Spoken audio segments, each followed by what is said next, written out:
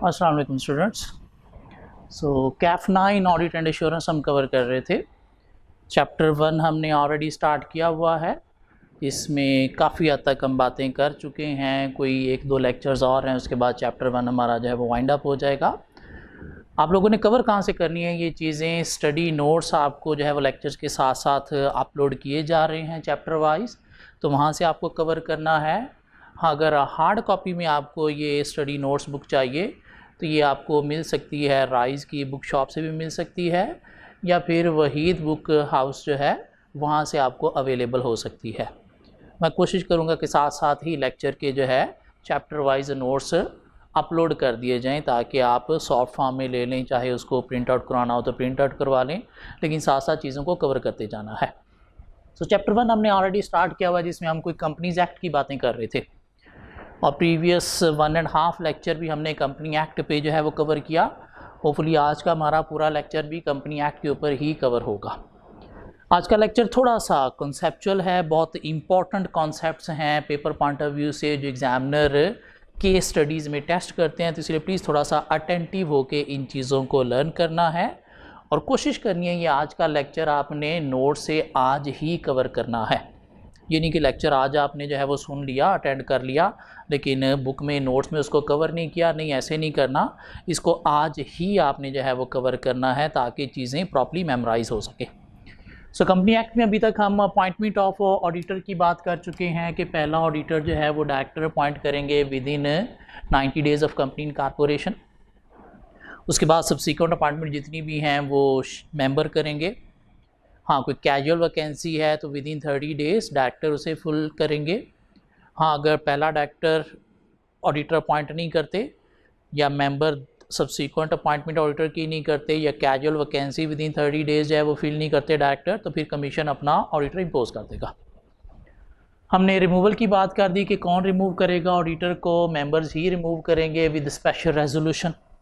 और हमने कुछ प्रोसीजर भी डिस्कस कर लिया कि अगर ऑडिटर को रिमूव किया जा रहा है, मीन चेंज किया जा रहा है, तो बोर्ड ऑफ डायरेक्टर भी अपनी कंसेंट जो है वो दे सकते हैं EGM से पहले। हाँ, member with having more than 10% voting right जो है वो ऑडिटर को प्रपोज कर सकते हैं।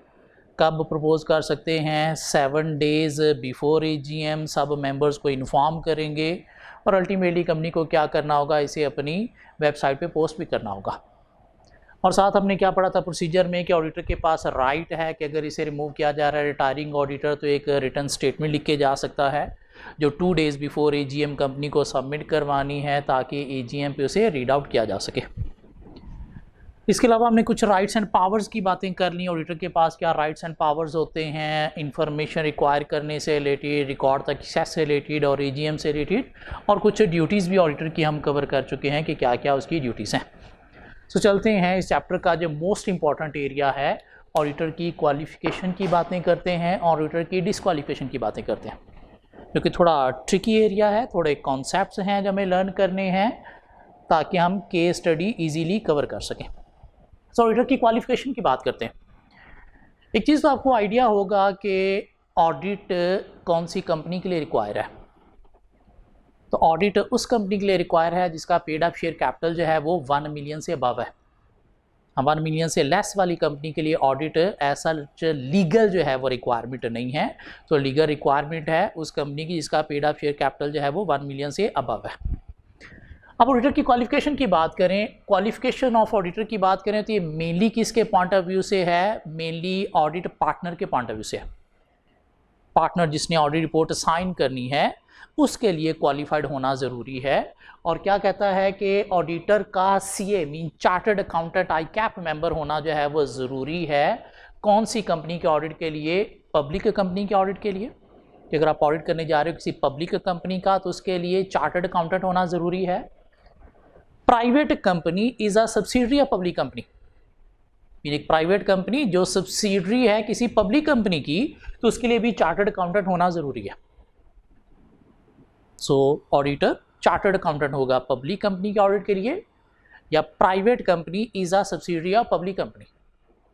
तो अगर एक पब्लिक कंपनी है सब्सिडरी ऑफ पब्लिक कंपनी, तो उसके लिए क्या चार्टर्ड अकाउंटेंट होगा? यस, उसके लिए भी चार्टर्ड अकाउंटेंट होगा, क्यों, वो पब्लिक कंपनी है, चाहे वो सब्सिडियरी हो पब्लिक कंपनी भी है, तो क्या है, पब्लिक कंपनी, तो उसके लिए भी चार्टर्ड अकाउंटेंट ही होगा।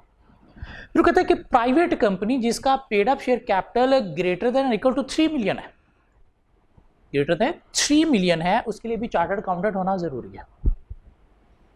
सो चार्टर्ड अकाउंटेंट जो है वो ऑडिटर होगा पब्लिक कंपनी के लिए, private company is a subsidiary public company के लिए, या private company having paid up share capital 3 million और अबव। ये चीज़ें ऑलरेडी हम शायद कैफ 3 में भी पढ़ चुके हैं, उसका शायद कोई चैप्टर 27 था ऑडिटर की क्वालिफिकेशन डिस्क्वालिफिकेशन से रिलेटेड, लेकिन वहाँ पे लॉ के पॉइंट ऑफ व्यू से पढ़ा था। यहाँ पे हम ऑडिट के पॉइंट ऑफ व्यू से पढ़ रहे हैं। बेशक ये चीज़ें आपको आती हैं, लेकिन फिर भी आपने ऑडिट के पॉइंट ऑफ व्यू से इनको यहाँ पे कवर करना है, क्यों, वहाँ पे इनकी जो टेस्टिंग थी वो कुछ और एंगल से थी। यहाँ पे ऑडिट के पेपर में इन चीज़ों की टेस्टिंग जो है वो थोड़ी डिफरेंट होगी, थोड़ी ट्रिकी टेस्टिंग होगी, तो इसलिए ये आपने माइंड में नहीं रखना कि चीज़ें तो पहले पढ़ी, पढ़ने की ज़रूरत नहीं है, ये लेक्चर ही छोड़ दें, नहीं, वहाँ पे लॉ के पॉइंट ऑफ व्यू से पढ़ा था, यहाँ पे हम ऑडिट के पॉइंट ऑफ व्यू से कवर करने जा रहे हैं। सो सीए चार्टर्ड अकाउंटेंट ऑडिटर का होना ज़रूरी है पब्लिक कंपनी के ऑडिट के लिए, प्राइवेट कंपनी या सब्सिडियरी ऑफ पब्लिक कंपनी के लिए, या प्राइवेट कंपनी जिसका पेड अप शेयर कैपिटल जो है वो 3 मिलियन और अबव है। हाँ, अदर देन दिस ऑडिटर जो है वो चार्टर्ड अकाउंटेंट भी हो सकता है या फिर कॉस्ट एंड मैनेजमेंट अकाउंटेंट भी हो सकता है। मीन एक प्राइवेट कंपनी है जिसका पेड अप शेयर कैपिटल जो है वो लेस देन 3 मिलियन है, तो उसके लिए सीएमए भी ऑडिट कर सकता है। एक प्राइवेट कंपनी है जो किसी पब्लिक कंपनी की सब्सिडियरी नहीं है, तो उसके लिए सीएमए भी ऑडिट कर सकता है। लेकिन 3 जगहों पे चार्टर्ड अकाउंटेंट होना ज़रूरी है पब्लिक कंपनी के ऑडिट के लिए, प्राइवेट कंपनी या सब्सिडियरी ऑफ पब्लिक कंपनी के लिए, या private company having paid up share capital greater then और इक्वल टू 3 मिलियन के लिए। इसमें ये जो है 3 मिलियन, इसमें अब थोड़ी सी जो है वो चेंज भी आ गई है। लाइक अब जो है वो गवर्नमेंट ऑफ पाकिस्तान ने क्या किया, इसको 10 मिलियन जो है वो कह दिया। मीन ये सीएमए जो है, पहले प्राइवेट कंपनी जिसका paid up share capital 3 million तक था उस तक का ऑडिट कर सकते थे, अब 10 मिलियन तक भी अगर पेड अप शेयर कैपिटल है तो उसका भी ऑडिट कर सकते हैं। लेकिन हमारे सिलेबस में अभी तक ये इंक्लूड नहीं हुआ। हमारे सिलेबस में अभी तक क्या प्रोविजन है कि ऑडिटर का चार्टर्ड अकाउंटेंट होना ज़रूरी है उस प्राइवेट कंपनी के ऑडिट के लिए जिसका paid up share capital 3 million से अबव है। हाँ, अगर 3 मिलियन से कम है तो फिर सीएमए भी ऑडिट कर सकता है। अब ऑडिटर जो है, ऑडिटर का मतलब क्या है, यहाँ पे ऑडिट फर्म, हाँ वो फर्म किसी एक बंदे की भी हो सकती है, फर्म काफ़ी सारे पार्टनर की मिलके भी हो सकती है। हाँ, अगर फर्म की तरफ से ऑडिट किया जा रहा है तो अल्टीमेटली फिर पार्टनर जो फर्म को रिप्रेजेंट कर रहा है उसके लिए ज़रूरी है कि ये चीज़ें होना ज़रूरी है। चार्टर्ड अकाउंटेंट होना ज़रूरी है पब्लिक कंपनी के ऑडिट के लिए, private company subsidiary of public company के लिए, या फिर प्राइवेट कंपनी जिसका paid up share capital 3 million से अबव है। हाँ, अदर देन दीज 3 सीएमए भी ऑडिट कर सकता है, चार्टर्ड अकाउंटेंट भी कर सकता है, CMA cost and management accountant भी कर सकता है। सो ये क्या थी ऑडिटर की क्वालिफिकेशन की कुछ बातें। अब हम चलते हैं मेन जो चीज़ आज हमने कवर करनी है, ऑडिटर की डिसक्वालिफिकेशन की। ऑडिटर कहाँ पे डिसक्वालीफाई हो जाता है। कहते एक ऑडिटर डिसक्वालीफाई हो जाता है अगर वो एम्प्लॉई है कंपनी का। एम्प्लॉई का मतलब क्या है, यहाँ पे डायरेक्टर है, ऑफिसर है, या फिर डायरेक्टली एम्प्लॉई है। ये डायरेक्टर ऑफिसर भी क्या होते हैं, कंपनी के एम्प्लॉई होते हैं। जैसे हम सिंपल वर्ड क्या यूज़ कर रहे हैं, एम्प्लॉई है। उसी डायरेक्टर है तो वो भी कंपनी का एम्प्लॉई है, ऑफिसर है तो वो भी कंपनी का एम्प्लॉई है। तो एक ऑडिटर ऐसी कंपनी का ऑडिट नहीं कर सकता जिसका वो एम्प्लॉई है, डायरेक्टर है, ऑफिसर है। कहते ना सिर्फ करंट, अगर वो लास्ट 3 ईयर्स में भी एम्प्लॉय था, लास्ट 3 ईयर्स में भी एम्प्लॉय था, डायरेक्टर था, ऑफिसर था, तो फिर भी ऑडिट नहीं कर सकता। हाँ, अगर ऑडिटर जो है जो कंपनी का ऑडिट करने जा रहा है 5 साल पहले इस कंपनी का एम्प्लॉय था तो फिर कोई इशू नहीं है, 4 साल पहले एम्प्लॉय था फिर कोई इशू नहीं है, 3 साल पहले एम्प्लॉय था तो फिर इशू है, फिर क्वालिफाइड नहीं है। तो सिर्फ करंट एम्प्लॉय में डायरेक्टरशिप या ऑफिसर नहीं, लास्ट 3 ईयर्स में था तो फिर भी ऑडिट नहीं कर सकता। एक ऑडिटर डिस्क्वालीफाई हो जाता है अगर वो डायरेक्टली नहीं इनडायरेक्टली एम्प्लॉय है कंपनी का, डायरेक्ट एम्प्लॉय नहीं, इनडायरेक्ट एम्प्लॉय है। इनडायरेक्ट एम्प्लॉय का मतलब क्या है कि वो एम्प्लॉय है कंपनी के डायरेक्टर या ऑफिसर का। एम्प्लॉय है कंपनी के डायरेक्टर या ऑफिसर का। एक छोटी सी एग्जांपल के थ्रू डिस्कस करते हैं। सपोज एक कंपनी है जिसका हम ऑडिट करने जा रहे हैं, जिसका नाम है सपोज नेस्ले लिमिटेड। नेस्ले हमारा एक क्लाइंट है जिसका हम ऑडिट करने जा रहे हैं। इस नेस्ले लिमिटेड का सपोज एक एम्प्लॉय है, इस नेस्ले लिमिटेड का सपोज एक एम्प्लॉय है, सपोज कंपनी का CFO है, या सपोज कंपनी का इंटरनल ऑडिटर है जिसका नाम है मिस्टर एक्स। सो नेस्ले लिमिटेड एक कंपनी है जिसका एक एम्प्लॉय है मिस्टर एक्स। और मिस्टर एक्स कौन है? चार्टर्ड अकाउंटेंट है। और ये चार्टर्ड अकाउंटेंट होते हैं ये बड़े नवाबी से लोग होते हैं, कोई इतना ज़्यादा काम शाम ये कंपनी के अंदर नहीं करते। इनके नीचे टीम होती है अकाउंटेंट्स की, ज़्यादातर काम ये उनसे करवाते हैं, उनसे सारी कैलकुलेशन कराते हैं और उसके ऊपर जो डिसीजन मेकिंग है वो मेनली ये चार्टर्ड अकाउंटेंट कर रहे होते हैं। सो नेस्ले लिमिटेड का एम्प्लॉय है मिस्टर एक्स, चार्टर्ड अकाउंटेंट। और चूंकि ये चार्टर्ड अकाउंटेंट है, नवाब आदमी है, तो दिन में 3-4 बजे फ्री हो जाता है कंपनी से। तो क्या इसने सोचा कि चलो मैं क्या करता हूँ, 3-4 बजे फ्री हो जाता हूँ तो अपनी एक ऑडिट फर्म बना लेता हूँ। अब इसने क्या किया, सपोज अपनी जो है वो एक ऑडिट फर्म बना ली। उस ऑडिट फर्म के अंदर जो है वो मिस्टर एक्स भी है, कोई 2 लोग और भी हैं, सपोज एक मिस्टर वाई भी है और एक मिस्टर जी भी है।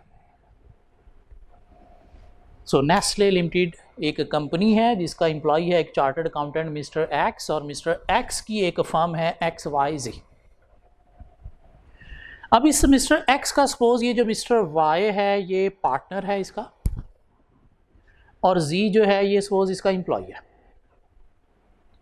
जी जो है वो क्या है, इसका एम्प्लॉय है। सो इस नेस्ले लिमिटेड के लिए क्या मिस्टर एक्स ऑडिट कर सकता है? मिस्टर एक्स क्या है?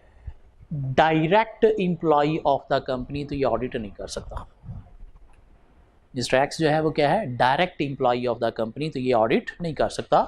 मीन ये फर्म इसकी ऑडिटर नहीं हो सकती। क्या नेस्ले लिमिटेड का ये वाई और जी जो है वो ऑडिट कर सकते हैं? जी कौन है? एम्प्लॉय किसका? XYZ ऑडिट फर्म का, मीन मिस्टर एक्स जिसकी फर्म है उसका एम्प्लॉय है। तो ये क्या है? जी कौन है? Indirect employee. तो ये इनडायरेक्ट एम्प्लॉय भी ऑडिट नहीं कर सकता। हाँ, अगर ये XYZ में से क्या करें, एक्स को हम निकाल देते हैं, एक्स को निकाल देते हैं, वाई और जी ने मिल के अपनी कोई फर्म बना ली, तो ये क्या हो गए? इंडिपेंडेंट लोग। अब इनका नेस्ले के साथ कोई लिंक नहीं है, उस सूरत में कोई इनडायरेक्ट एम्प्लॉयमेंट नहीं, ख़त्म हो गई। तो फिर जिस दिन इन्होंने एक्स को निकाला और अपनी एक नई फर्म YZ के नाम से बना ली, तो उससे नेक्स्ट डे ये YZ फर्म नेस्ले का ऑडिट कर सकती है। लेकिन अभी अगर देखा जाए ये XYZ क्या नेस्ले का ऑडिट कर सकती है? तो नहीं, ऐसा नहीं है। क्यों?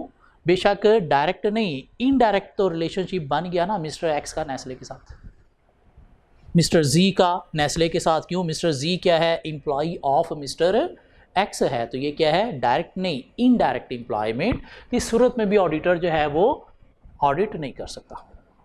अब ये जो 3 इयर्स, लास्ट 3 इयर्स का रिलेशन हमने बताया कि आप अगर एम्प्लॉय हो लास्ट 3 इयर्स में भी तो आप एलिजिबल नहीं हो, डिसक्वालीफाइड हो। ये डायरेक्ट एम्प्लॉय के साथ तो है, लेकिन इनडायरेक्ट एम्प्लॉय के लिए ये लास्ट 3 इयर्स का इशू नहीं है। हाँ, आपका 2 दिन पहले आप इनडायरेक्ट एम्प्लॉय थे, लेकिन आपने वो ख़त्म कर दी, तो 2 दिन बाद अब आप ऑडिट के लिए एलिजिबल हो जाते हो। इसमें लास्ट 3 इयर्स वाला ऐसा कोई इशू नहीं है। डायरेक्ट एम्प्लॉय की सूरत में लास्ट 3 ईयर वाला इशू है कि अगर आप पीछे 1, 2, 3 सालों में भी अगर डायरेक्ट एम्प्लॉय थे तो ऑडिट नहीं कर सकते। लेकिन इनडायरेक्ट एम्प्लॉय की सूरत में लास्ट 3 इयर्स नहीं, सिर्फ करंट आपने देखना है। क्या करंट आप इनडायरेक्ट एम्प्लॉय हो तो फिर ऑडिट नहीं कर सकते। अगर करंटली आप इनडायरेक्ट एम्प्लॉय नहीं हो तो फिर आप ऑडिट कर सकते हो। कैसे नहीं हो? कि एक्स को इन्होंने निकाल के अपनी एक फॉर्म YZ बना ली, तो सूरत में क्या हुआ? इनडायरेक्ट एम्प्लॉय वाला रिलेशन खत्म हो गया। तो येस, वेरी नेक्स्ट डे आप ये YZ जो है नेस्ले का ऑडिट कर सकते हैं। लेकिन एक्स के होते हुए अगर ये XYZ है तो सूरत में ये नेस्ले का ऑडिट नहीं कर सकते। तो एक ऑडिटर डिस्क्वालीफाई हो जाता है कब डिस्क्वालीफाई हो जाता है? जब वो डायरेक्टर, ऑफिसर या एम्प्लॉई है, करंट नहीं लास्ट ईयर्स में भी है तो। इनडायरेक्ट एम्प्लॉई की सूरत में नहीं हो सकता। स्पाउस ऑफ डायरेक्टर जो हैं वो भी, स्पाउस ऑफ डायरेक्टर जो हैं वो भी ऑडिटर के लिए क्वालिफाइड नहीं है। मीन नेस्ले एक क्लाइंट है, इसमें ऑडिटर का स्पाउस जो है वो डायरेक्टर है, तो सूरत में भी ऑडिटर क्या है? डिस्क्वालीफायर। यहाँ पे भी स्पाउस का वर्ड यूज हुआ है, ब्रदर सिस्टर का वर्ड यूज नहीं हुआ। हाँ, अगर ऑडिटर का भाई जो है वो क्लाइंट कंपनी में डायरेक्टर है, ऑडिटर की सिस्टर जो है वो क्लाइंट कंपनी में डायरेक्टर है, तो उस सूरत में कोई इशू नहीं है। स्पाउस की सूरत में जो है वो इशू है। सो प्रीवियन लॉ किसको कवर कर रहा है? स्पाउस को, ब्रदर सिस्टर को कवर नहीं कर रहा।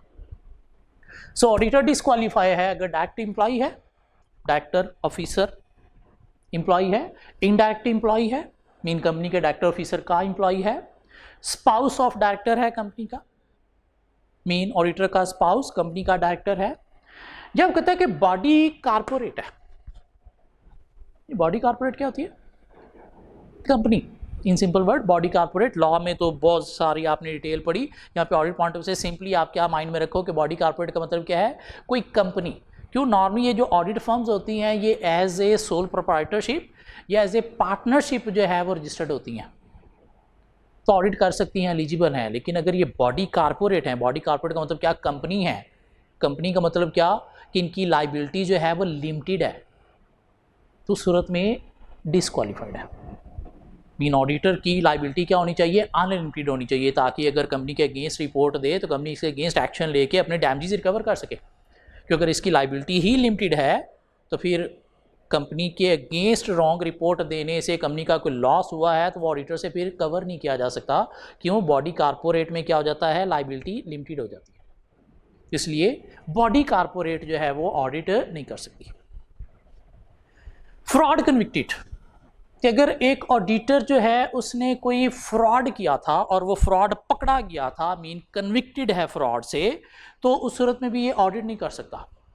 ना सिर्फ करंट, वो कहता है कि लास्ट 10 ईयर्स में भी अगर कोई फ्रॉड था, मीन एक ऑडिटर ने फ्रॉड किया, फ्रॉड क्या किया? सपोज जानबूझ के कंपनी की फेवर में रिपोर्ट दे दी जबकि बनती कंपनी के अगेंस्ट थी, जानबूझ के किया, और कोर्ट के अंदर ये जो है फ्रॉड कन्विक्शन हो गई, पकड़ा गया कि इसने फ्रॉड किया था, सपोज मैनेजमेंट के साथ मिलके किया था, कंपनी के अगेंस्ट ओपिनियन बनती थी, इसने फेवर में दे दी। हाँ, जब इसने फ्रॉड कन्विक्टेड ये हुआ है, कोर्ट में प्रूव हुआ है फ्रॉड, या उसके 10 साल बाद तो ये ऑडिट करने के लिए एलिजिबल क्वालिफाइड है। नेक्स्ट 10 ईयर्स तक ये क्वालिफाइड नहीं है, क्या रहेगा? डिस्क्वालीफाइड रहेगा। तो एक ऑडिटर डिस्क्वालीफाई होगा अगर डायरेक्ट एम्प्लॉई है कंपनी का जिसका ऑडिट करने जा रहा है, इनडायरेक्ट एम्प्लॉई है, या डायरेक्टर का स्पाउस है, या बॉडी कारपोरेट है, या लास्ट 10 ईयर्स में कोई फ्रॉड कन्विक्शन हुई थी। तो यहां तक ये चीज़ें कवर होती हैं। अब जो मोस्ट इंपॉर्टेंट एरिया है या ट्रिकी एरिया है वो अब हम कवर करने जा रहे हैं, तो प्लीज़ थोड़ा सा अटेंटिव रहना है। कहते हैं कि ऑडिटर जो है वो क्वालिफाइड नहीं है अगर वो जिस कंपनी का ऑडिट करने जा रहा है उसका शेयर होल्डर है। एक ऑडिटर क्वालिफाइड नहीं है अगर वो जिस कंपनी का ऑडिट करने जा रहा है उसका शेयर होल्डर है। लेकिन एक एक्सेप्शन है कि अगर आप शेयर होल्डर हो तो कहता है कि आप क्या करो, इसको डिस्क्लोज करो eight the time of appointment कि हाँ मैं शेयर होल्डर हूं, और क्या करो, अपने शेयर जो हैं वो डाइवेस्ट करो विद इन 90 डेज। तो उस सूरत में आप जो है वो ऑडिट कर सकते हो। शेयर होल्डर की सूरत में क्वालिफाइड नहीं है, लेकिन एक्सेप्शन क्या है कि अगर वो eight the time of appointment अपनी ये शेयर होल्डिंग को डिस्क्लोज कर दे और अपनी शेयर होल्डिंग को डाइवेस्ट कर दे, सेल कर दे within 90 days of appointment, तो फिर उस सूरत में क्वालिफाइड बन जाता है। तो क्या हम पढ़ रहे हैं कि शेयर होल्डर की सूरत में ऑडिटर डिस्क्वालीफाइड है, लेकिन क्वालिफाइड हो सकता है अगर वो अपनी शेयर होल्डिंग को डिस्क्लोज कर दे at the time of appointment, और विद इन 90 डेज क्या कर दे, अपनी शेयर होल्डिंग को डाइवेस्ट कर दे। डाइवेस्ट मीन अपनी शेयर होल्डिंग को सेल कर दे। तो सूरत में क्या हो गया, ऑडिटर क्वालिफाइड हो जाएगा। एक छोटी सी एग्जांपल कवर करते हैं। सपोज एक ऑडिटर है और एक हमारे पास जो है वो कंपनी है।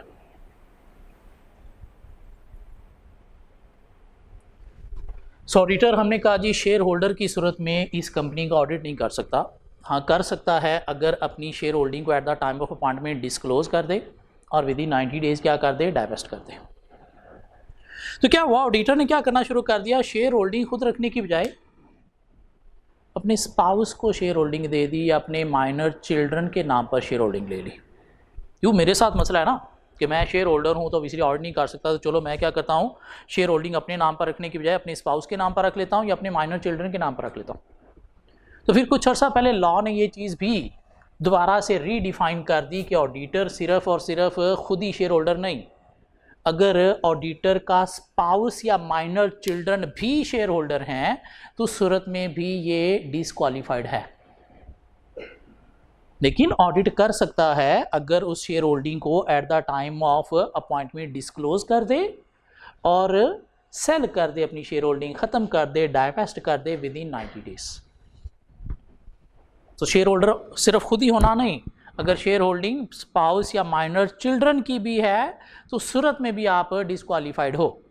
लेकिन आप ऑडिट कर सकते हो being a share holder himself या स्पाउस या माइनर चिल्ड्रन की सूरत में, अगर आप ये फैक्ट जो है वो डिस्क्लोज कर दो eight the time of appointment और डिसइन्वेस्ट कर दो, मीन निकाल लो अपनी ये share holding with in 90 days of appointment. अब अगर एक ऑडिटर जो है उसने आज, सपोज आज क्या डेट है, सपोज आज जो है वो डेट है 15 ऑफ मई, आज एक कंपनी का ऑडिट एक्सेप्ट किया, 25 मई को उसने कंपनी के शेयर बाय किए, तो क्या आज ऑडिटर क्वालिफाइड है? तो क्या आज ये शेयर होल्डर है?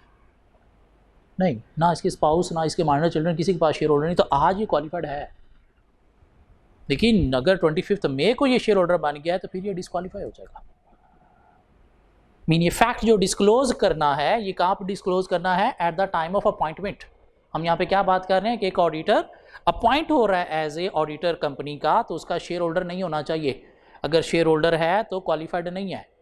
हाँ हो सकता है क्वालिफाइड अगर ये फैक्ट डिस्क्लोज कर दे और उसको शेयर होल्डिंग को डाइवेस्ट कर दे विद इन 90 डेज।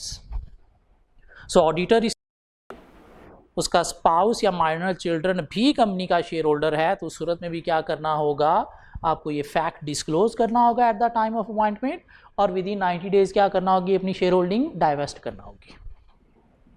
सो यहाँ तक क्या हुआ, ऑडिटर की तरफ से तो चीज़ें कवर हो गई। कंपनी के भी कुछ रिलेटिव है, इन ऑडिटर के रिलेटिव क्या थे, स्पाउस और माइनर चिल्ड्रन। तो कंपनी ने कहा भाई मेरे भी तो कुछ रिलेटिव हैं, और कंपनी के रिलेटिव कौन है, एसोसिएटेड कंपनी। उस सूरत में भी कुछ लॉ कहता है। ये एसोसिएटेड कंपनी क्या है, शायद कैप 3 में लॉ में आपने कवर किया, काफ़ी लंबी चौड़ी डेफिनेशन डिटेल आपने पढ़ी होगी। इसको थोड़ा सा सिंप्लीफाई करते हैं ऑडिट के पॉइंट ऑफ व्यू से।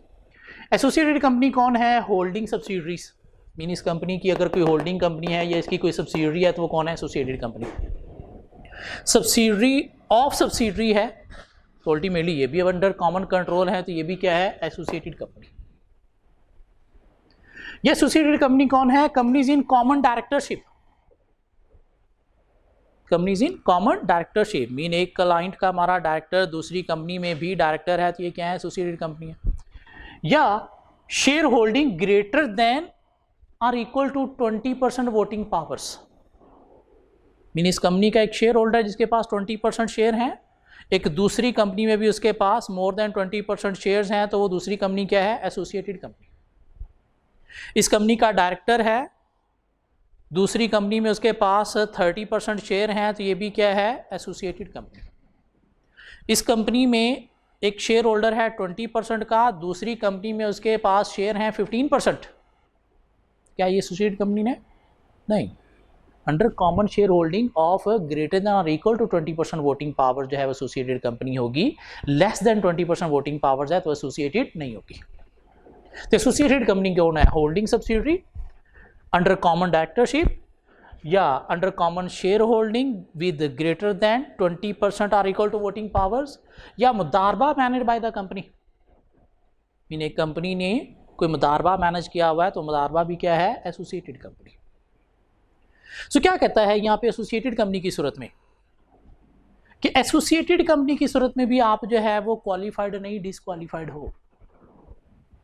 मीन शेयर होल्डर हो तो डिस्क्लोज करना है फैक्ट, और आपने क्या करना है? डाइवेस्ट करने हैं शेयर विद इन 90 डेज, चाहे आप हो चाहे आपके स्पाउस या चिल्ड्रन के पास, माइनर चिल्ड्रन के पास शेयर्स हैं। हाँ, अगर एसोसिएटेड कंपनी के आप शेयर होल्डर हो, होल्डिंग सब्सिडियरी के, कॉमन डायरेक्टरशिप वाली कंपनी के, या common share holding with greater than 20% voting right वाली कंपनी के, या मुदारबा कंपनी के आप शेयर होल्डर हो, तो उस सूरत में भी आप क्या हो? डिसक्वालीफाइड हो। क्वालिफाइड नहीं हो तो आपको क्या करना है? डिस्क्लोज करना है ये फैक्ट भी। अगर एसोसिएटेड कंपनी के आप शेयर होल्डर हो तो डिस्क्लोज करना है ये fact eight the time of appointment, और आपको डाइवेस्ट करनी है अपनी share holding with in 90 days of your appointment. So clear होती है ये चीज़ कि एक ऑडिटर जो है वो डिसक्वालीफाइड होगा अगर वो जिस कंपनी का ऑडिट करने जा रहा है उसका शेयर होल्डर है, या उसका स्पाउस या माइनर चिल्ड्रन क्लाइंट कंपनी का शेयर होल्डर है। तो क्या करना है? आपको डिस्क्लोज करना है ये facts eight the time of appointment और विद इन 90 डेज डाइवेस्ट करना है। या आप शेयर होल्डर हो किसके? एसोसिएटेड कंपनी के। एसोसिएटेड कंपनी मीन जिस कंपनी का आप ऑडिट करने जा रहे हो उसकी कोई होल्डिंग सब्सिडियरी के आप शेयर होल्डर हो, उसकी कॉमन डायरेक्टरशिप या common share holding greater than 20% voting powers वाली में आप शेयर होल्डर हो, या उसके कोई मुदारबा मैनेज है उसमें आप शेयर होल्डर हो, तो उस सूरत में भी आप क्या हो? डिसक्वालीफाइड। लेकिन ऑडिट कर सकते हो आप अगर ये फैक्ट डिस्क्लोज कर दो eight the time of appointment और विद इन 90 डेज डाइवेस्ट कर दो। एसोसिएटेड कंपनी की अगर थोड़ी सी और डिटेल में चलें, एसोसिएटेड कंपनी क्या है? Holding subsidiary under common directorship या common share holding greater than equal to 20% voting rights, मुदारबा मैनेज बाय द कंपनी। लेकिन ये दो चीज़ें एसोसिएटेड कंपनी में नहीं आती। क्या नॉमिनी डायरेक्टर अगर आप हो तो आप एसोसिएटेड कंपनी में एक्सेप्शन है, मीन ऑडिट कर सकते हो। अगर आप एसोसिएटेड कंपनी में नॉमिनी डायरेक्टर हो तो फिर आप ऑडिट कर सकते हो। अगर आप एसोसिएटेड कंपनी में इंडिपेंडेंट डायरेक्टर हो तो उस सूरत में भी आप ऑडिट कर सकते हो। हाँ, जिस कंपनी का आप ऑडिट करने जा रहे हो उसके आप नॉमिनी डायरेक्टर हो, जिस कंपनी का आप ऑडिट करने जा रहे हो उस कंपनी के नॉमिनी डायरेक्टर हो तो फिर डिस्क्वालीफाइड हो। लेकिन अगर आप नॉमिनी डायरेक्टर हो किसके? एसोसिएटेड कंपनी के, या इंडिपेंडेंट डायरेक्टर हो एसोसिएटेड कंपनी के, तो उस सूरत में डिस्क्वालिफिकेशन नहीं है, उस सूरत में आप ऑडिट कर सकते हो। क्लियर होती है बात? एसोसिएटेड कंपनी के नॉमिनी डायरेक्टर या इंडिपेंडेंट डायरेक्टर की सूरत में डिस्क्वालिफिकेशन नहीं है। हाँ, अगर आप जिस कंपनी का ऑडिट करने जा रहे हो उसके नॉमिनी डायरेक्टर हो तो उस सूरत में आप डिस्क्वालीफाइड हो। सो एक ऑडिटर डायरेक्ट एम्प्लॉयमेंट करंट नहीं लास्ट 3 ईयर्स में भी है तो उस सूरत में डिस्क्वालीफाइड है। इनडायरेक्ट एम्प्लॉय की सूरत में डिस्क्वालीफाइड है। Spouse of director of the company है तो डिस्क्वालीफाइड है। बॉडी कारपोरेट है तो उस सूरत में डिस्क्वालीफाइड है। फॉर द कन्विक्टेड है लास्ट 10 ईयर्स में तो डिस्क्वालीफाइड है। शेयर होल्डर है, या स्पाउस या माइनर चिल्ड्रन के पास शेयर हैं, या एसोसिएटेड कंपनी में शेयर्स हैं तो उस सूरत में भी डिस्क्वालीफाइड है। लेकिन अगर डिस्क्लोज कर दे और शेयर होल्डिंग डाइवेस्ट कर दे विद इन 90 डेज तो फिर ऑडिट कर सकता है। एक ऑडिटर डिस्क्वालीफाइड अगर जिस कंपनी को ऑडिट करने जा रहा है उसका इंडेप्टेड है। इंडेप्टेड का मतलब क्या है? जिस कंपनी का आप ऑडिट करने जा रहे हो उससे आपने लोन लिया हुआ है या उससे आपने कोई लीज ली हुई है तो उस सूरत में आप क्या हो? इंडेप्टेड, आप ऑडिट नहीं कर सकते। हाँ, इंडेप्टेड में 2 एक्सेप्शन है कि अगर आप जिस कंपनी का ऑडिट करने जा रहे हो सपोज वो कोई बैंक है और उससे आपने कोई क्रेडिट कार्ड लिया हुआ है और क्रेडिट कार्ड पे कोई अमाउंट जो है वो ओवर ड्यू है जो आपने अभी तक पे नहीं की, तो अल्टीमेटली आपने उधार लिया हुआ है, इंडेप्टेड हो। हाँ, अगर वो अमाउंट लेस देन 1 मिलियन है, लेस देन 1 मिलियन मतलब क्या हुआ? 1,00,000 रुपए से कम है तो उस सूरत में आप इंडेप्टेड नहीं हो, उस सूरत में क्वालिफाइड हो। हाँ, अगर 10 लाख से ऊपर अमाउंट है, 1 मिलियन से ऊपर अमाउंट है, तो उस सूरत में आप इंडेप्टेड हो। तो इंडेप्टेड की सूरत में, क्रेडिट कार्ड की सूरत में एक्सेप्शन क्या है कि अगर अमाउंट ₹1 मिलियन से लेस है तो आप इंडेप्टेड नहीं हो, ऑडिट कर सकते हो, क्वालिफाइड हो। लेकिन अगर 1 मिलियन से अबव है तो फिर आप इंडेप्टेड हो, ऑडिट नहीं कर सकते। साथ एक और एक्सेप्शन है कि अगर कोई यूटिलिटी बिल जो है वो ओवरड्यू है। यूटिलिटी बिल्स क्या होते हैं? बिजली, पानी, गैस, या आजकल हमारा मोबाइल फ़ोन का जो बिल है ये भी यूटिलिटी में आता है। तो अगर सपोज़ हम PTCL का ऑडिट करने जा रहे हैं और PTCL की तरफ से हमारा कोई इंटरनेट का बिल जो है वो भी ड्यू है, अभी तक हमने पे नहीं किया। हाँ, उसमें कोई अमाउंट स्पेसिफिक नहीं है, लेकिन वो कहता है कि अगर वो बिल आपका 3 मंथ्स मीन 90 डेज से ज़्यादा से ओवरड्यू है तो फिर आप इंडेप्टेड हो। लेकिन अगर वो यूटिलिटी बिल जो है वो लेस देन 90 डेज से ओवरड्यू है तो फिर आप इंडेप्टेड नहीं हो, उस सूरत में आप ऑडिट कर सकते हो। सो क्रेडिट कार्ड की सूरत में टाइम पीरियड नहीं, अमाउंट मेंशन की गई है कि 1 मिलियन अबव अगर क्रेडिट कार्ड का बिल है तो आप इंडेप्टेड हो, डिसक्वालीफाइड हो। 1 मिलियन से लेस की अमाउंट है तो इंडेप्टेड नहीं हो, मीन क्वालिफाइड हो। यूटिलिटी बिल की अगर आप बात करें तो उसमें अमाउंट नहीं, टाइम पीरियड मेंशन है। टाइम पीरियड क्या है? 90 डेज से कम पीरियड का अगर ओवरड्यू बैलेंस है यूटिलिटी बिल का तो फिर आप इंडेप्टेड नहीं हो, क्वालिफाइड हो। अगर 90 डेज से अबव का बैलेंस ओवरड्यू है तो फिर आप इंडेप्टेड हो। तो उस सूरत में आपको क्या करना होगा? अगर एज ए ऑडिटर अपॉइंट होना है तो आपको पहले अपना बिल जो है वो पे करना होगा, फिर आप ऑडिटर के लिए एलिजिबल होंगे। इस सूरत में क्रेडिट कार्ड में अगर आपका जो है वो अमाउंट 1 मिलियन से अबव की है तो आप एज ए ऑडिटर अपॉइंट नहीं हो सकते। आपको क्या करना होगा? पहले वो पे करना होगा, उसके बाद आप ऑडिटर जो है वो अपॉइंट होंगे। अब ये जो प्रोविजन है ये सिर्फ एक ऑडिटर पे नहीं, पूरी फर्म पे अप्लाई हो रही है। सपोज एक फर्म है जिसके अंदर 6 पार्टनर हैं,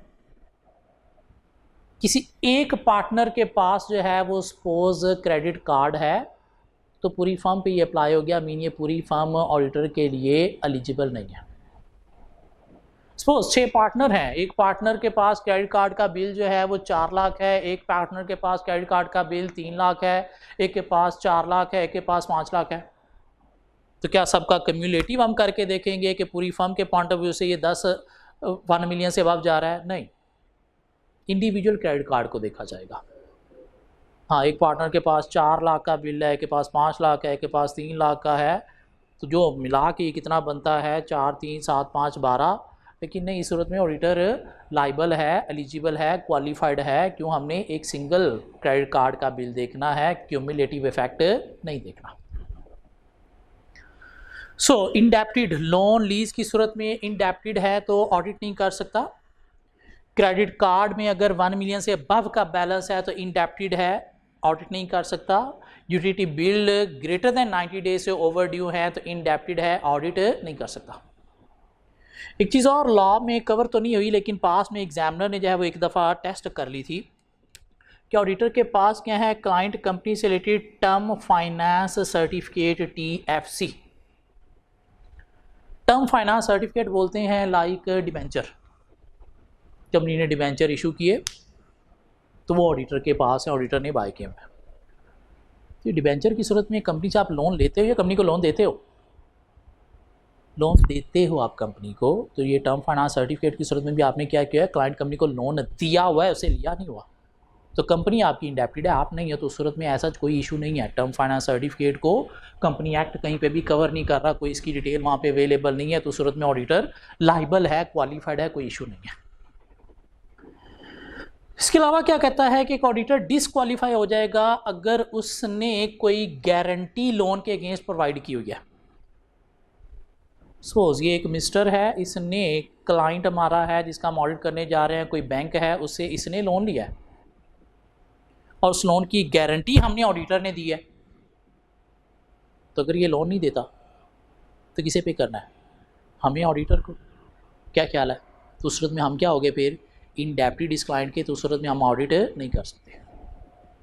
मीन सिर्फ डायरेक्ट इंडेप्टेड होना ही नहीं, मीन लोन लिया हुआ है आपने, उस सूरत में इंडेप्टेड हो, लेकिन किसी और ने लोन लिया, उसकी गारंटी आपने दी हुई है, तो उस सूरत में भी आप क्या बन गए, इंडेप्टेड। उस सूरत में भी आप ऑडिट नहीं कर सकते। इसके अलावा कुछ अदर भी डिस्क्वालिफिकेशन है। अदर डिस्क्वालिफिकेशन क्या है, जो according to codes of ethics आई कैप ने बताई हैं, according to codes of ethics, तो वहाँ पे भी ऑडिटर डिस्क्वालीफाइड होगा। कहाँ पे, वो हम एथिक्स के चैप्टर 3 में जाके कवर करेंगे। तो क्या आपने पढ़ा, एक ऑडिटर क्वालिफाइड है, मीन सीए होना ज़रूरी है ऑडिटर का। किसके लिए, पब्लिक कंपनी के ऑडिट के लिए, private company subsidiary public company के लिए, या private company having paid up share capital greater than 3 million के लिए, जिसमें आप चेंज 10 मिलियन की आ गई, लेकिन हमारे सिलेबस में अभी तक 3 मिलियन है। हाँ, इनके अलावा कोई कंपनी है तो उसका ऑडिट कौन करेगा, सीए या सीएमए भी कर सकता है। मीन 3 मिलियन से कम वाली प्राइवेट कंपनी का ऑडिट सीएमए भी कर सकता है। और 1 मिलियन से अबव अगर पेड अप कैपिटल है तो फिर ऑडिट कंपलसरी है। 1 मिलियन से बिलो का ऑडिट कंपलसरी नहीं है। मीन सीएमए ऑडिट कर सकता है 1 मिलियन से 3 मिलियन तक अगर पेड अप कैपिटल है तो। ऑडिटर डिस्क्वालीफाई हो जाता है डायरेक्ट एम्प्लॉयमेंट की सूरत में, डायरेक्टर है, ऑफिसर है, एम्प्लॉय है, करंट नहीं, लास्ट 3 ईयर्स में भी अगर था तो। इनडायरेक्ट एम्प्लॉय की सूरत में, मीन अगर कंपनी के डायरेक्टर ऑफिसर का एम्प्लॉय है, ऑडिटर का स्पाउस कंपनी में डायरेक्टर है, बॉडी कारपोरेट है ऑडिटर, ऑडिटर फ्रॉड कन्विक्टेड है इन लास्ट 10 ईयर्स, तो जब तक 10 साल पूरे नहीं होते तब तक ऑडिटर के लिए क्वालिफाइड नहीं है वो, शेयर होल्डर है तो डिसक्वालीफाइड है, लेकिन क्वालिफाइड बन सकता है अगर फैक्ट डिस्क्लोज कर दे, विद इन 90 डेज अपनी शेयर होल्डिंग डाइवेस्ट कर दे। ऑडिटर के स्पाउस या माइनर चिल्ड्रन के पास जो है वो शेयर है तो अगेन डिस्क्लोज कर दे और 90 डेज़ में क्या कर दे, डाइवेस्ट कर दे। एसोसिएटेड कंपनी का शेयर होल्डर है तो अगेन डिस्क्लोज कर दे, विद इन 90 डेज डाइवेस्ट कर दे। इनडेप्टेड की सूरत में लोन लिया हुआ है क्लाइंट से, लीज पे कोई एसेट लिए हुए हैं, क्रेडिट कार्ड का बिल जो है वो ग्रेटर दैन 1 मिलियन है, यूटिलिटी बिल्स 90 डेज से ज़्यादा पीरियड से ओवरड्यू हैं। अगर क्रेडिट कार्ड का बिल लेस दैन 1 मिलियन है तो इंडेप्टेड नहीं है, utility bills less than 3 month से ओवरड्यू हैं तो इंडेप्टेड नहीं है। किसी ने लोन लिया हुआ है, ऑडिटर ने उसके अगेंस्ट गारंटी प्रोवाइड की हुई है, क्लाइंट कंपनी से किसी ने लोन लिया ऑडिटर की गारंटी पर, तो यहाँ पे भी ऑडिटर इनडायरेक्टली इंडेप्टेड है। एसोसिएटेड कंपनी कौन है, holding subsidiary, under common directorship, under common share holding with greater than 20% voting powers, मुदारवा मैनेज बाय द कंपनी। तो इनमें अगर आपकी शेयर होल्डिंग है तो उस सूरत में भी आप क्या हो, डिस्क्वालीफाइड, तो डिस्क्लोज करना है।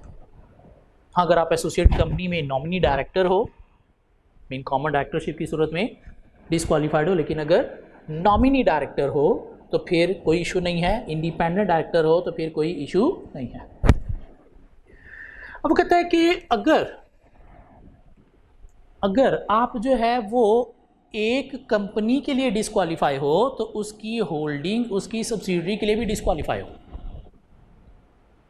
मीन एक कंपनी के लिए अगर ऑडिटर इन सूरतों में डिस्क्वालीफाई है तो उसकी होल्डिंग कंपनी के लिए भी डिस्क्वालीफाई है, उसकी सब्सिडियरी के लिए भी डिस्क्वालीफाई है। ये था हमारा कुछ आज का लेक्चर जिसमें हमने क्वालिफिकेशन डिस्क्वालिफिकेशन की बातें की। होपफुली नेक्स्ट लेक्चर में हम इनके ऊपर कुछ सिनेरियो बेस्ड क्वेश्चन पास पेपर से कवर करेंगे, देखेंगे कि पीछे जो अटैम्प्ट गुजरी हैं कोई एटलीस्ट प्रीवियस 10 अटैम्प्ट के हम जो है वो पास पेपर कवर करेंगे ताकि हम इस क्वेश्चन को एग्जामिनेशन में टैकल करने के काबिल बन सकें। So thank you so much for today, hopefully see you guys tomorrow.